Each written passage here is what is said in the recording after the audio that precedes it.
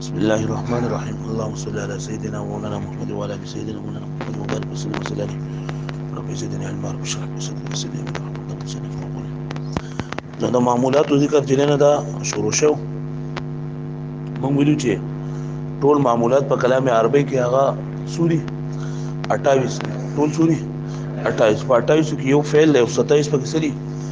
اسماء دي او بیا په 27 اسماء کې پنځه چې نه دا توابع دي او 22 چې نه دا اصلا معمولات دي. بیا دا 22 دي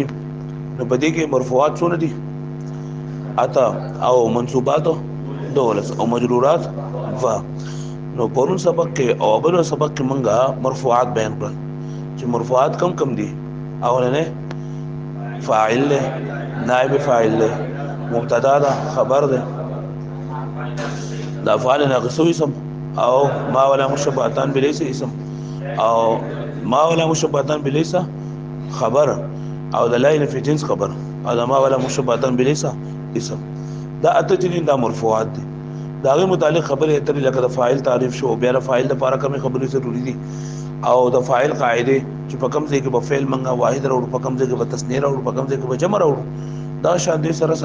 چې په کوم ځای کې په فعل دي دا موږ مذکر راوړو مؤنث راوړو دا عبارت کې خبره اترې شو. تاسو ما وځل څه کنه ها نو دا شو بیا راغی نه بعد موږ مبتدا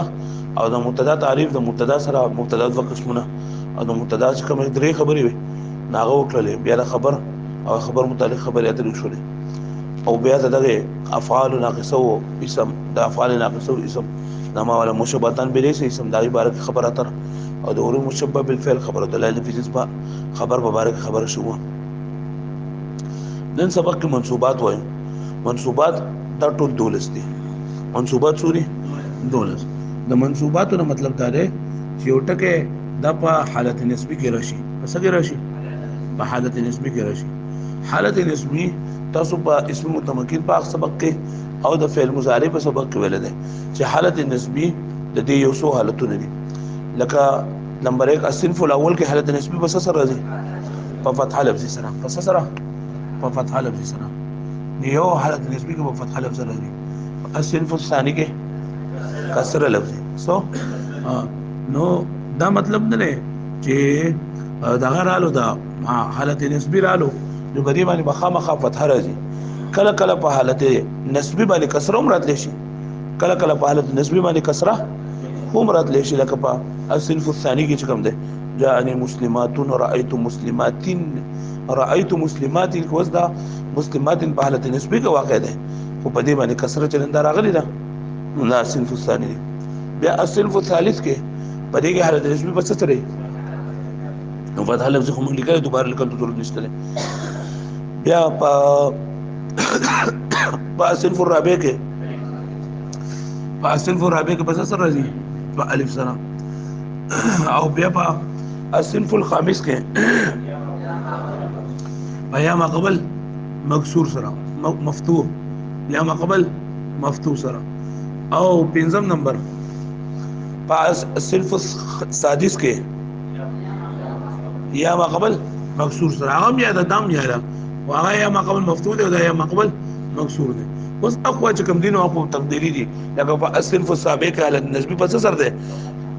فتح تقديري او په الصنف الثامن کې په فتح لفظ سره نو فتح لفظ موږ لیکل او په الصنف التاسع کې بیا سره پوښوي وز یو او په فعل مضارع کله نسبی بس سره راځي په فعل مضارع کله نسبی بس سره راځي په فتح لفظ سره په الصنف الاول کې او په الصنف الثاني او ثالث کې په حذف د لام کلمې سره او خو هغه د فعل مضارع خبرې دي. دلته کې په اسم باندې د اسم منصوبات بیانې یعنی اسم چې منصوب وي نو په هغه باندې د حرکتونو راتلی شي کله په فتح لفظ راتلی شي که الصنف الاول جو بیا په فتح لفظ راځي که الصنف الثاني جو کسره لفظي په راځي او که الصنف الرابع جو الف په راځي او که الصنف الخامس جو بیا ما قول مفتوح راځي او که الصنف السادس بیا ما قول مکسور راځي. چې کله موږ یو ټکی ویني چې په دې باندې حالتونه راغلي دي نو په حالت نسبی کې نو موږ په کې دا ګورو چې دا کم صفت ده د کم صفت متعلق هغه جدا لفظونه دي. صحیح شو. بیا موږ ویل چې منصوبات دا دولس دي، دولس سيزونه دي چې دا د رسول لګي منصوبات ویل کېږي. پای کې 15 دا مفاعیل خمسه دي، 15 پکې سری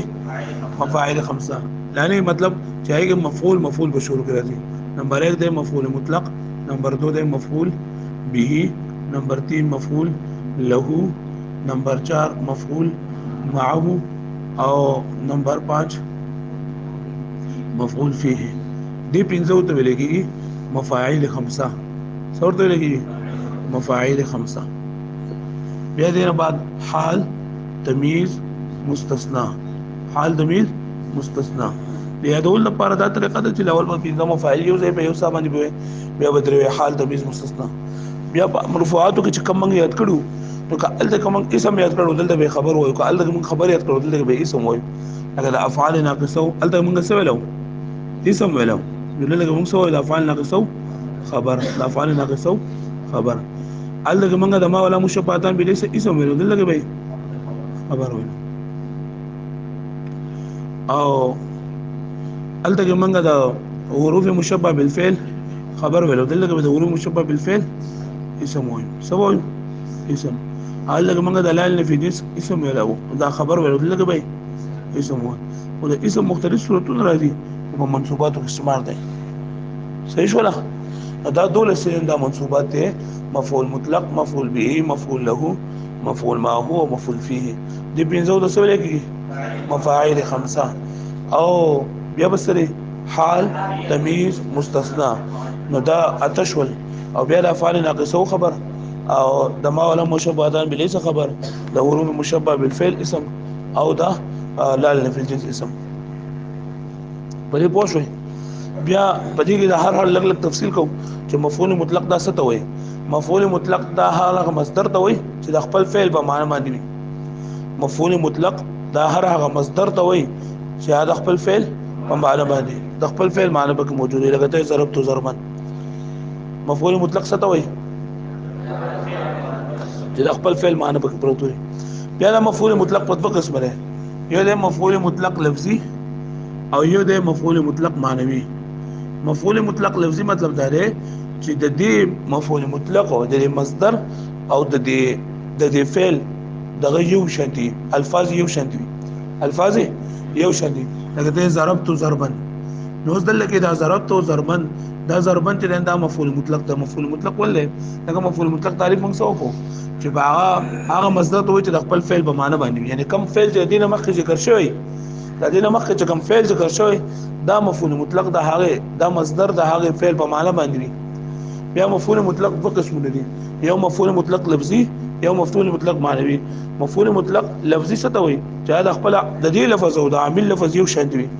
او مفعول مطلق معنوي دي ته وایي چې دا خپل عامل د لفظ نه نه. لکه ته قعدت جلوسا، وس دا جلوسا دا مصدر ده، مصدر ده، او د دې فعل په معنی باندې دی، ځکه قعود او جلوس یو شی دی، کې راسلو ته ویل کېږي قعود او جلوس یو شی دی.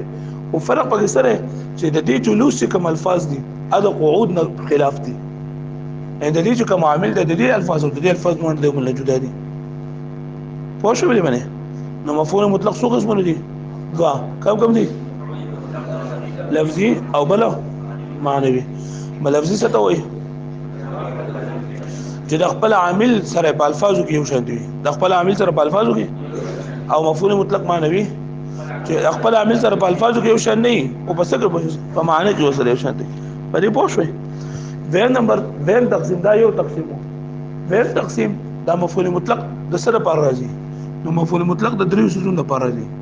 یو مفعول مطلق تاکیدی وي، سوي تاکیدی. نمبر 2 نوعي، او نمبر 3 عددي. مفعول مطلق تاکیدی دي ته ویل کېږي چې هغه صرف د خپل فعل د معنی تاکید کوي. لکه ته جلست جلوسا، لکه راستم پکې ناسو سره مطلب یې زه یقیني تور باندې کې ناستم. مفعول مطلق تاکیدی چې د خپل فعل کې تاکید پیدا کوي، د خپل فعل په معنی کې تاکید پیدا کوي. مفعول مطلق نوعي چې د خپل فعل نوعیت بیانوي. څه بیانوي؟ نوعیت بیانوي. لکه ته جلست جلسه القاری، زه د قاری سره کې راستو په شان دي کې ناستم. او مفعول مطلق عددي چې د خپل فعل عادت پکې بیانوي. لکه ته جلست جلستن، زه یو پیر کې راستما جلستو جلستین زه دو پیر کې راستما پیګه به باندې ها مفعول مطلق دیم تقسیم په اعتبار سره مفعول مطلق څو قسمونه دي درې کم دي تاکیدی نوعی او عددی تاکیدی څه ته وایي د خپل فعل په معنی باندې د خپل فعل په معنی کې څه پیدا کوي تاکید پیدا کوي او دویم نمبر مفعول مطلق نوعی چې د خپل فعل نوعیت بیانوي نوعیت یعنی دا کار څنګه واقع شوی دی او نمبر 3 مفعول مطلق عددی چې د خپل فعل عدد بیانوي بیا په مفعول مطلق نوعی او په مفعول مطلق عددی کې فرق دا دی چې په مفعول مطلق نوعی کې دا اولنې فا کلمه چې کوم دا د باندې کسره وي او په مفعول مطلق عددی کې په فا کلمه باندې په مصدر کې په فا کلمه باندې فتحه وي اگر جلستو جلستن نو مطلب څه کې کوم د کېراستو پشان دی او جلستو جلستن څه کې سم په یو پر کې راستو سره واښو بلی باندې ها دویم نمبر دی مفعول به دا هغه اسم ته وایي چې د فاعل د فعل په هغه باندې واقع شوی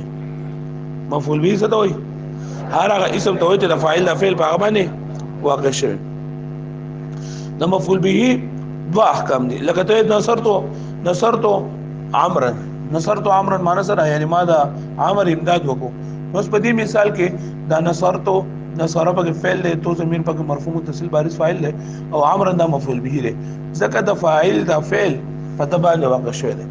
دا ما چې دا مدد کړل نو دا ما دا عمر کړل پوښوي بیا د مفعول مطلق دا مفعول به لپاره دوه خبرې دي یو دا چې کله دا مفعول به د خپل فاعل د فعل نه مخکې کېدی هم شي کله دا مفعول به د خپل فعل نه هم مخکې کېدی شي لکه دا زیدن علمتو نو ګوره زیدن علمتو دلته دا مفعول به ته مخکې کړه یا قرآن مجید کې ایاک نعبد نو ایاک دا مفعول ضمیر مرفوع منفصل مفعول به مقدم ده پوښوي ها یو خبر دا چې کله دا مفعول به یعنی اول په کلام کې ترتیب دا دی په مخکې سبق فاعل به سبق ولا شو چې اول فعلی بیا فاعلی بیا سوي خو کله دا مفعول د فعل او د فاعل مخکې کېده هم شي پوښوي او زم دا خبره ده چې مفعول به دا صرف په فعل متعدی کې وي په فعل لازم کې مفعول به نه وي ځکه تاسو ویلي دي چې فعل په دوه قسمه ده کم ده لازم او متعدی فعل لازم څه ته وایي چې आवाज په فاعل باندې پوره کوي مفعول به ته حاجت او فعل متعدی څه ته وایي چې आवाज په فاعل سره نه پوره کوي بلکې څه غواړي مفعول به غواړي پوښوي هغه پوښوي دی باندې بیا دا څه خبره ده چې د دې مفعول به په اقسامو کې یو قسم چې نه هغه منادا و سو بګي منادا نو دې نه دی وس د منادا ذکر کوي نو د منادا سبق دا ده چې منادا څه ته وایي منادا یا هر هغه اسم ته ویل کېږي چې د حرف ندا په ذریعه سره څوک ځان ته متوجه کړي چا د منادا هر هغه اسم ته وایي چې د حرف ندا په ذریعه سره ځان ته متوجه کړي د حرف ندا په ذریعه سره یو څه ځان ته یو کس ځان ته متوجه کول څوک چې متوجه کوونکی هغه د سوی منادي او چا چې متوجه کول کېږي ته سوی دا کوم حرف په ذریعه سره چې کول کېږي ته سوی حرف ندا حروف ندا او د څه د پاره چې ورته आवाज کول کېږي ته ویل کېږي جواب ندا د اصطلاح په جنډه ده منادي او منادا یو منادي دی دویم دی منادا دریم دی حرف ندا او څلورم دی جوابي ندا منادي ویل کېږي आवाज کوونکی ته आवाज کوونکی ته سوی منادي چاته چې आवाज کول کېږي ته سوی منادا د کوم حرف په ذریعه سره چې کېږي ته حرف ندا او جوابي ندا چې سره پار دا आवाज ورته کړل لکه ته یا زیدو اشرب الماء وبوسکا اے زید وبوسکا کنه نو ګوره په دې کې منادي منادا او جواب ندا دا وخه دا یا پکې څه چره یا الف ندا دا زید پکې سره دا منادا دا او دا اشرب الماء دا پکې سره څه منادي جواب ندا د سره پاره چوتا واسطه شوی او څوک چې आवाज کوم کړي نه تاسو منادي نو دا منادا هم د مفعول به په اقسامو کې منادا سي د مفعول به په اقسامو کې او چونکې دا په کلام عربي کې ډېر استعماليږي دا منادا د دې وجه نه د دې ذکر دلته کې دی کوي لاول د منادا تعریف وکړو چې منادا څه ته وایي چې د حروف ندا په ذریعه سره څوک ځان ته متوجه کول بیا وایي چې حروف ندا کم حروف دي حروف ندا څو دي پنځه په کم شعر کې ذکر دي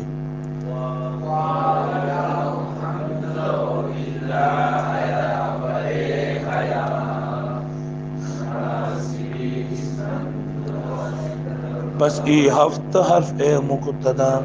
وس دا حروف ندا ټول سوري پنځه کم دي یا ایا حیا ای او حمزه المفتوحه ای حمزه المفتوحه. په دې کې دا یا د قریب لپاره دي کې د بعید لپاره دي. یا هو عام د قریب او بعید باندې لپاره دي. ایا حیا دا د بعید لپاره دي او ای حمزه المفتوحه دا ای او حمزه المفتوحه دا سره لپاره دي د قریب لپاره دي. بیا دا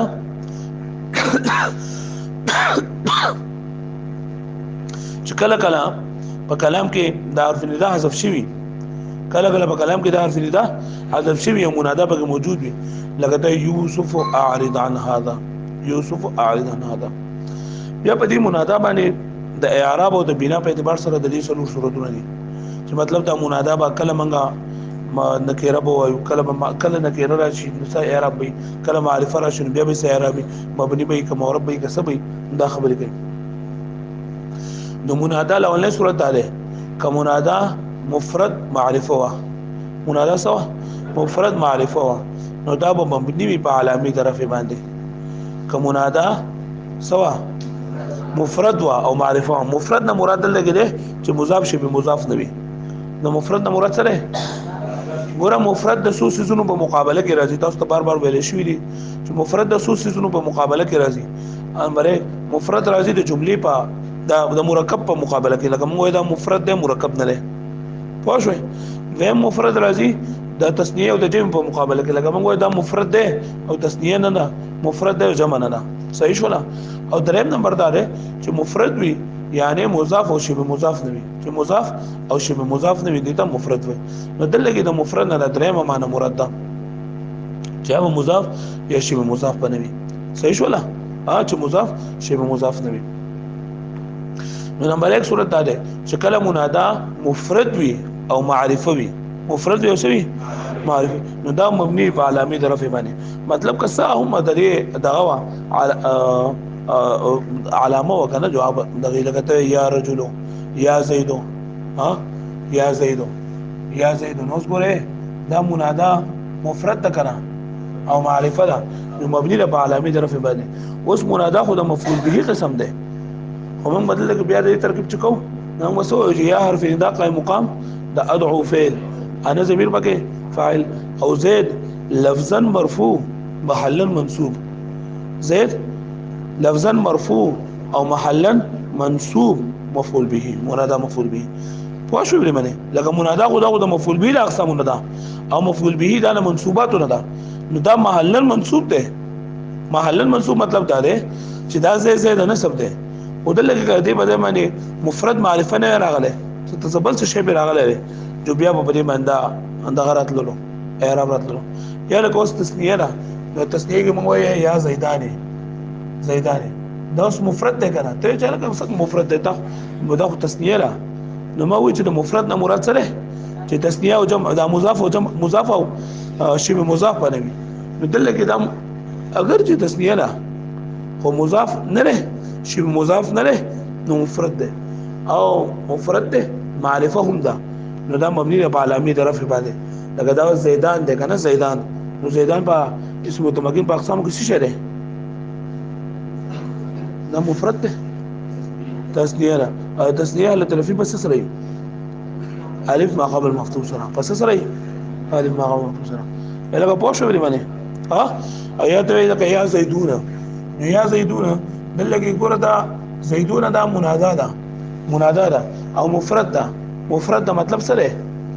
دی مضاف شي مضاف نه او اسم ظاهر ده سره مفرد ده معرفه ده نو دا مبني په علامه رفع باندې ځکه دا زیدون د اسم متمکن په اقسام کې څه شری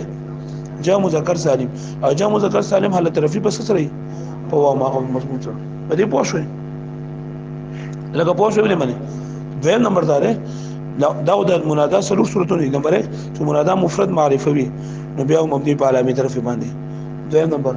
که منادا مضاف یا شبه مضاف یا منادا نکره غیر مقصود و سوا منادا مضاف یا سوا شبه مضاف یا نکره غیر مقصود و سوا غیر مقصود و نو بیا منادا منصوب وي. د منادا مضاف لپاره مثال لکه دا یا صاحب القوم یا صاحب القوم یا سردار د قوم نو دلته کې دا ګوره دا منادا مضاف ته صاحب مضاف ته قوم ته پیری به معنی ها او یا دا شبه مضاف لکه دا یا طالعا جبلا یا طالعا جبلا او یا نکره غیر مقصود وي نکره غیر مقصود لکه یوړون سړی را روان دی یوړون سړی ناو یا رجلا خذ بيدي سړي زما لاس ونسا نو ګوره دا رجلا کدا اړون سړی ونه وي چړون سړی ونه وي کنه اړون سړی ونه وي او کم چې پسترګو باندې بینای نو بیا دا یا رجلا نکره لکه معرفه ده ما زما خبرو سره سوچ کوی چې زم نکره ده نو ولې نکره ده کوم چې معرفه ده نو ولې معرفه ده تاسو وای زبده معرفي چې زه پیژنم چې دا معرفه نو زه به څه چل کومه زبده معرفي په اقسامو کې ګورم کنه د معرفي اقسام شروع کړه نمبر 1 ضمیر ده یا رجل ضمیر ده نه نمبر 2 دا اسم موصول سلورم نمبر عالم ده نه ده پنځم نمبر معرفه بالف لم ده او په اوشپغم نمبر او وون نمبر معرفه بلیدانه پیژنم دا په دا په سره معرفه شوی نه لکه رجل خو عام ده زه مې لکه هدي خو راشه مالکو مالک خو عام ټکی ده خو زه مې لکه دا ما متعین نکو ها چې متعین وکړو دا معرفه شو دا معرفي په اقسام کوم قسم ده معرفه بنیدا څه شو معرفه بنیدا نو چې دې سره د قید لګولې ده چې نکره غیر مقصود وي متعلق اړون سره وي دا اړون سره ته پته نه لګی کنه چې دا اشرف ته کې یونس ته کا نوید ته کا سوق ته خو ولکه زما الله سونه سي نو اگر چې په حرف ندا داخله کړله او دا حرف ندا په ذریعہ سره یو ټکی معرفه کیږي لیکن دا هم معرفه نشو ځکه چې خورون دا خو ته پته نه لګي نو دا سره شروطونه شو چې منادا مفرد معرفه وي نو مبني به په علامه درف باندې نمبر 2 که منادا مضاف وي یا منادا شبه مضاف وي شبه مضاف او یا منادا نکره غیر مقصودی وي نو په دې صورت کې به منادا سوي منصوب وي پوه شئ لکه د دې پر مثال لکه یا عبد الله یا طالع عن جبلا او یا رجل سره وي چې یا رجل خذ بيدي مشابه مضاف څه ویل کېږي مشابه مضاف دې ته وي چې لاغې د خپل رسل اسم سره تعلق لري لکه څنګه چې د مضاف د مضاف الیه سره تعلق وي د قشانته د شبه مضاف د خپل مضاف الیه سره تعلق وي او دا د دې دوه صورتونه دي یو دا چې دا ورستو اسم د مشابه مضاف نه ورستو چې کوم اسم دی دا به معمول وي سبب معمول څه مطلب دی چې عمل به پکړای څه پکړای او دویم دا چې د ما بعد په دې باندې عاطف وي لکه دا یا طالع عن جبلا نو ګور دې یا طالع عن جبلا تا وې کنه یا طالع عن اے په غر خاتون کې سړي مطلب دا دی یا طالع معنی له اے خاتون کې نو خاتون کې دې مشخه مخه شي ته وخت کنه یا بکټ تخته یا کوټه تخته یا بغیر تخته ته یا د دې بل دې سره خامخا تعلق کې جبل وشوي نو د دې لپاره دوه صورتونه دي یا خو بدسي چې د دې شی به مضاف په ورستو اسم کې عمل کړای لکه موږ دا طالع عن چې کنه طالع عن دا اسم فاعل دی کنه طالع سره په دې کې ضمیر چې دا فاعل جبل ولا مفعول به دی یعنی هغه سره چې خاتون کې په غیر باندې معنی دې دا سره چې خاتون کې په څه باندې په غیر باندې نو د دې د دوه صورتونو د مشابه مضاف یو دا چې په خپل ورستو اسم کې به عمل کړای او دویم دا چې د خپل ما بعد په دې باندې عاطف لګته یا تلمیذا و معلما یا تلمیذا و معلما دلته اوس دا ګوره دا تلمیذ چې کنه دا شی مضاف دی دا د ورستو د ما ورستو په یو بل سره په دغه باندې ذکر دي معلما پوښوي بیا دا خبره ده کنه چې دا منادا نه ده دا همیشه لپاره د ادعو فعل محذوف لپاره مفعول به جوړیږي منادا همیشه لپاره د ادعو فعل لپاره څه جوړیږي ادعو فعل په کوم ځای کې موږ چې ترکیب کوو چې په کوم ځای کې حروف ندا راشي چې په کوم ځای کې حروف ندا راشي نو به چې دا حرف ندا قائم مقام د ادعو فعل ادعو معنی سره زو دعوت تر کوم ته ز اواز کوم ته نو هغه ادعو فعل حذف کړل او دا حرف ندا د دې په ځای باندې راوستي دا چې کله موږ ترکیب کوو نو موږ وایو چې دا حرف ندا ده او دا قائم مقام د ادعو فعل دی نو بیا به موږ ترکیب کوو چې ادعو فعل انا ضمیر پاک فاعل او رستو چې دا کوم منادا ده دا بوله مفعول به جوړیږي نو کوم مفعول به عام طور باندې خو کم بیا موږ ګورو چې اوس په دې مفعول به باندې موږ کم اعراب وایو نو کوم منادا مفرد معرفه وا جو بیا په موږ وایو چې دا مبني دی په علامه طرف باندې او کوم وایو چې دا کوم وګتل او دا مضاف یا شی به مضاف یا نه غیر مقصودی وا نو بیا په هغه منصوب وي لکه پوه شئ لکه زه د دې ترکیب کومه چې لکه یا زیدو د دې یا زیدو ترکیب به څه کومه یا حرف ندا قائم مقام دا ادعو فعل انا ضمیر پکې سره فاعل او زید مفعول به واستانه سوق دا تاسو کې چې زید خو مفعول به تا جوړ کو دا ادعو د لپاره مفعول به دا خو په منصوباتو کې ده نو بس او چې دلته منادا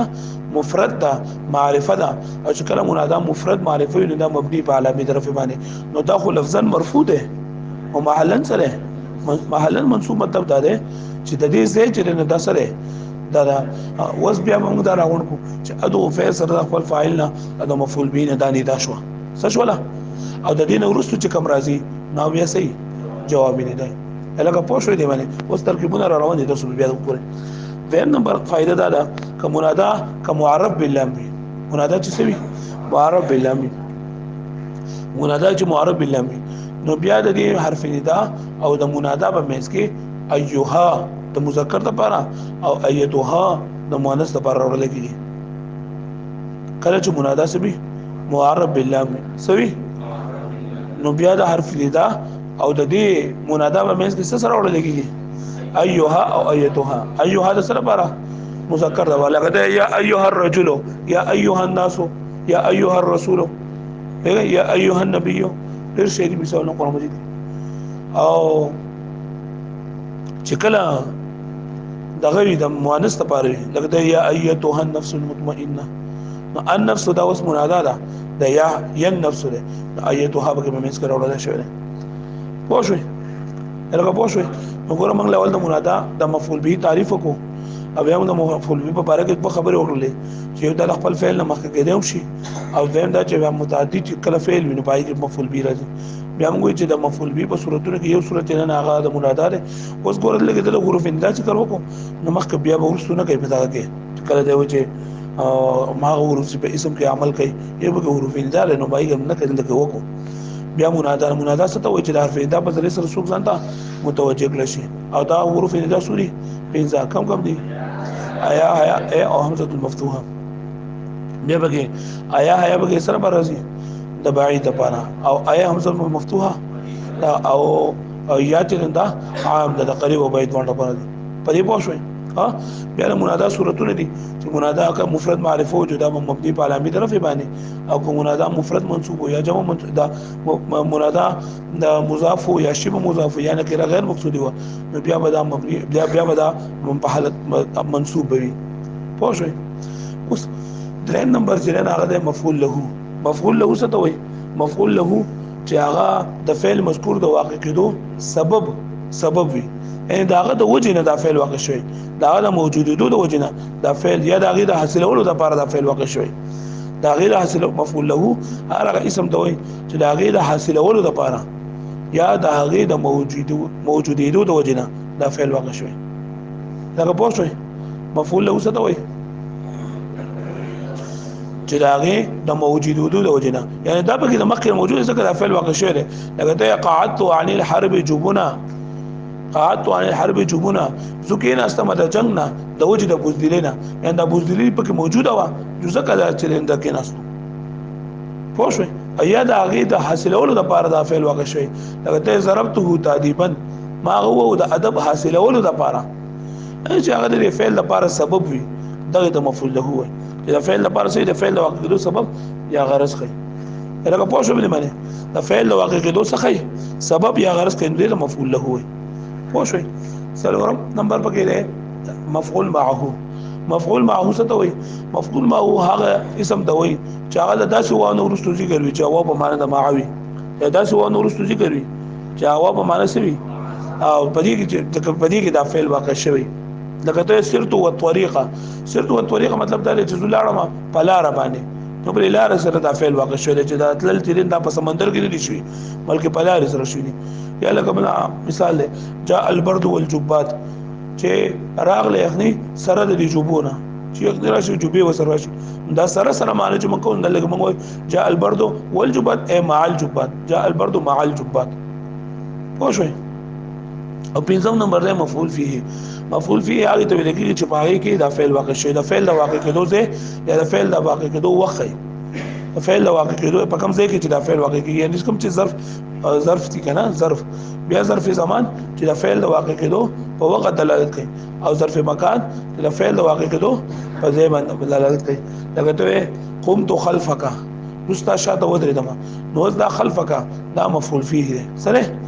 مفعول فيه دی بیا ظرف زمان دی ظرف مکان دی مکان دی یا ته صمت يوم الجمعه دی ماره جمعه په باندې روزه نیولې و نو دا يوم الجمعه دی مفعول فيه دی او ظرف مکان دی ظرف زمان دی پوه شئ دا پنځه مفاعیل خمسه دا موږ وایو چې مفعول مطلق مفعول به له معه فيه دا ان شاء الله سبب دا راوړی ترکیب دا تدریب والا کتاب زر کوی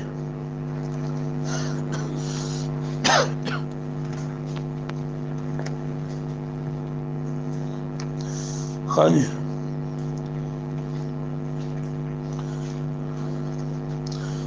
دا وی چې منصوبات کې تاسو د مفاعیل خمسو د مفعول مطلق او د مفعول به تمرین وای وکا نو فاز فوزا عظیما پدې کې دا فوزا عظیما فاز فوزا عظیما دا به څه شری په منصوباتو کې دا فوزا عظیما دا څه شری ناورما موصول صفت څه جوړیږي بیا په اخر کې مفعول مطلق څه ته وایي هغه مصدر ته وایي چې د خپل فعل په معنی باندې موجود وي او بیا د مفعول مطلق دوه قسمونه دي یو لفظي او یو معنوي دا به مفعول مطلق لفظي دی که معنوي دی مفعول مطلق لفظي دی بیا په دویم تقسیم کې موږ ویلو چې دا لفظي ولې دی دا نه کنه په دې او د فعل معنی سره یو شرط دی معنی نو لفظ هغه کوم فاز راغله دا هم فاز دی ته چې په دې یو کې فو راغله فوز نه په دې بلکې فا الف راغله ده قانون خو تاسو ویل دی کنه کم یو دی قال بعض خاجر او بیا مفعول مطلق تاکیدی دی که نوعی دی که سره مفعول مطلق نوعی تاکیدی او صفت دغه کې تاکیدی نوعی او بل څه دا به څه دی تاکیدی دی ترکیب به څنګه کومه فاز فعل ماضی ضمیر په څه چره نو مال ضمیر پورا ضمیر مرفوع متصل مستتر دا به سره فاعل له او فوزا عظیما دا سره موصوف او صفت موصوف سره خپل صفت نه مفعول مطلق نو راون کا فعل فاعل او مفعول مطلق جمله فعلیه دیمه ده اخذ الشرطي لسن پولیس نے چور کو پکڑا اخذ الشرطي لسن نو پدې کې دا اخذ ترکیب څنګه ده اخذ الشرطي شرطي فاعل سو او لسن مفعول به څه ته وایي چې فاعل دا فعل نو ګوره د احد شرطي یو لسن نو شرطي د کوم پولیس دی نو د نیول کړي دي کنه نیولې کړي دي د چا د اصلس نو لس باندې د چور باندې د فعل واقع شوی دی سمعت الاذان سمعت فعل ماضي تو ضمیر مرفوع متصل بارز فاعل الاذان مفعول به فعل فاعل مفعول به منفي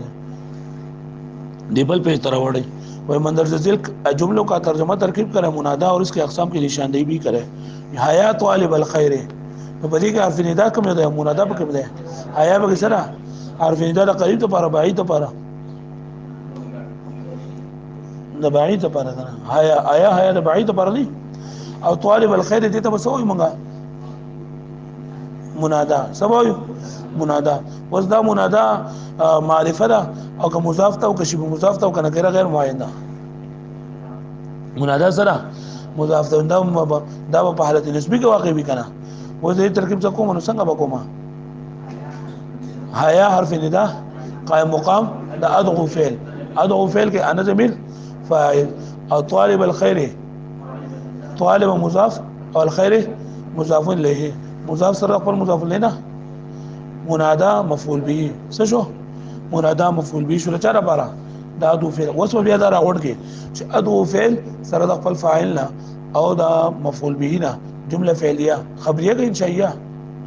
انشائیه ولی انشائیه دغه انشائیه په اقسام کې یو څو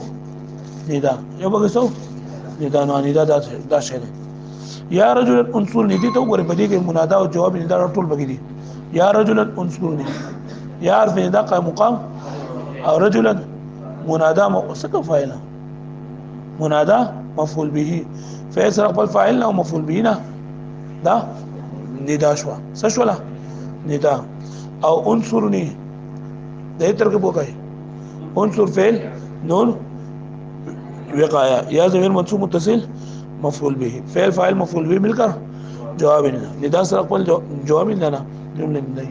دا به دا څه وکای خاطر خپل پیج به هم په دې کې به مفاعل تبریج دا بزن نه وکای صحیح شو نه